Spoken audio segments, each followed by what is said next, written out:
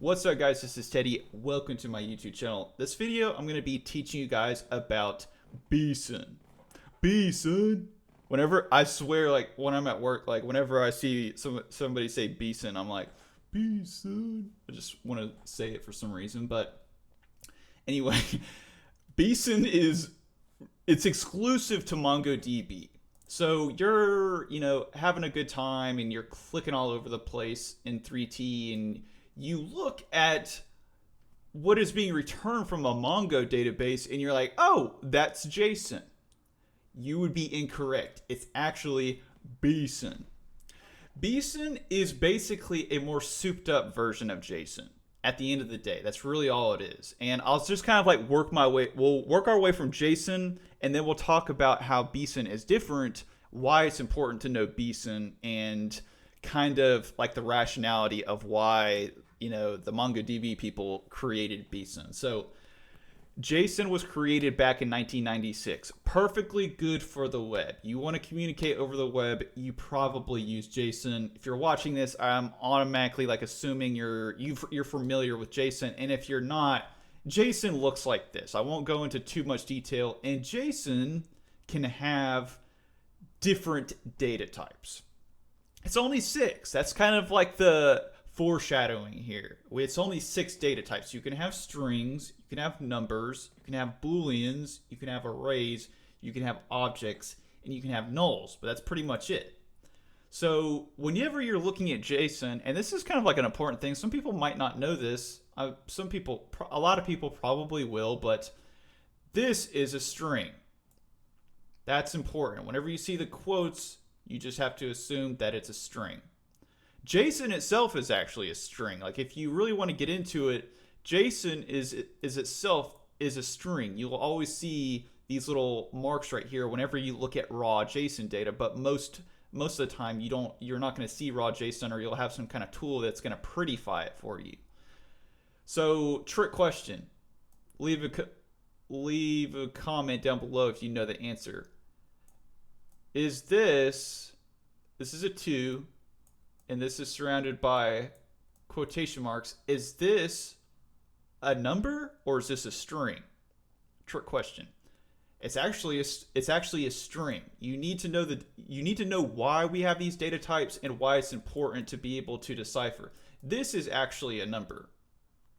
If I were to have, so we'll just get rid of this 2 here, and I could probably just erase this. I don't know why I'm doing it. I don't know why I do the things that I do.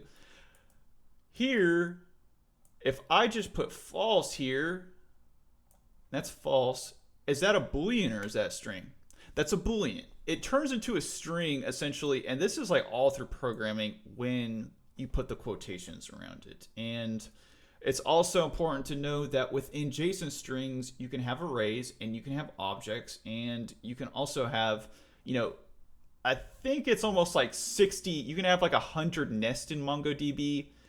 Stupid fact, but most of the time, you can nest data, you can have nests of arrays, you could have arrays of arrays, you could have objects of objects, but that's kind of, we're getting in the weeds here. So what happened was MongoDB and they probably knew this to begin with, but they found out like, well, this is a database. Like, we have to have more, like, we can't just like allow people to store, dates as strings, and we can't, there has to be more rules. Like, there has to be more fine tuning in this. So MongoDB came up with binary JSON, BSON.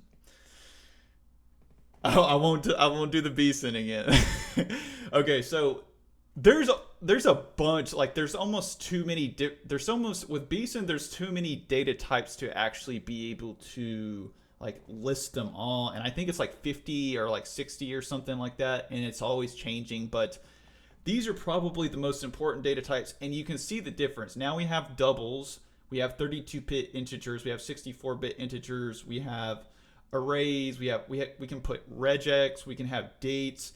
But the most important here, if I had to say, and really what kind of like makes everything, in BSON so cool and magic-y, which I don't think it really is, but if I had to give it a word, that would be it. It's going to be the ObjectID, it's going to be the date, and you never see regex. It's what you're probably going to notice the most is going to be the date in the object ID. And other than that, it literally all looks like the same.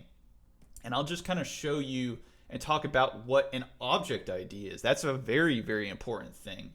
So an object ID, and you really don't need to know the most important details, but whenever MongoDB creates something, or whenever it actually creates a record, it automatically assigns what's called an object ID as almost like a foreign key. Like in a SQL database, you have a foreign key, which is a unique way to identify each and every single one of these columns. And in MongoDB, we have what's called an object ID. And if you don't know anything about object IDs, it's almost like a GUID. Like if you've ever seen GUIDs, or if you've ever had anything to do with GUID, it's pretty much like a GUID, but MongoDB's almost like their version, and it's called an object ID. And an object ID is a string of numbers, pretty like almost 90% sure it's a string of numbers that is going to be and you don't need to know this, but it's like 4 bytes of the date, 4 bytes of the actual like machine name, machine ID, and followed by some other random number. And I think there's actually even another one on top of that. But what it does, like I said, you don't need to know any of that, is it generates just a huge string of letters and numbers, and it's called an object ID. And I accidentally supposed to pull over 3T. And that's what this is. An object ID is just a unique identifier, because if you think about it, you kind of have to have a unique identifier when you're storing data, and this occurs everywhere.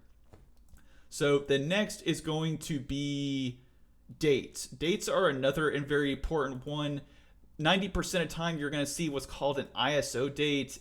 An ISO, you really don't need to know much about ISOs. You just need to know that it's an international standard for dates, and it always looks like this.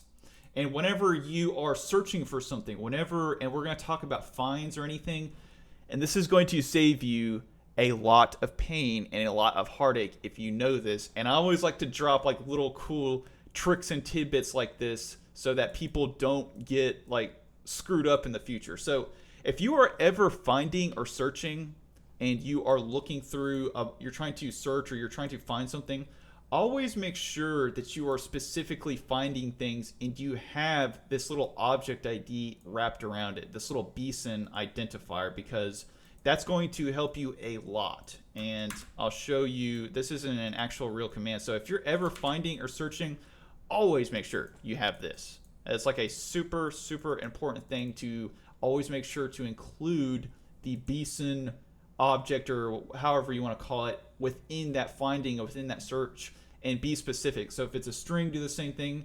If it doesn't have anything around it, you're good to go. So if it's just a string like this, and I think even with object IDs, Mongo will do a little bit of magic for you. But if you're ever just searching like that, remember to always include it, and always include it just to be safe rather than sorry. Anyway, that's going to be the difference between BSON and Json. It's enough theory. After this, we will be getting straight into actual CRUD commands. Anyway, I hope that you guys enjoyed this. If you did, make sure you hit that like button. Make sure you hit that subscribe button. And as always, thank you for watching.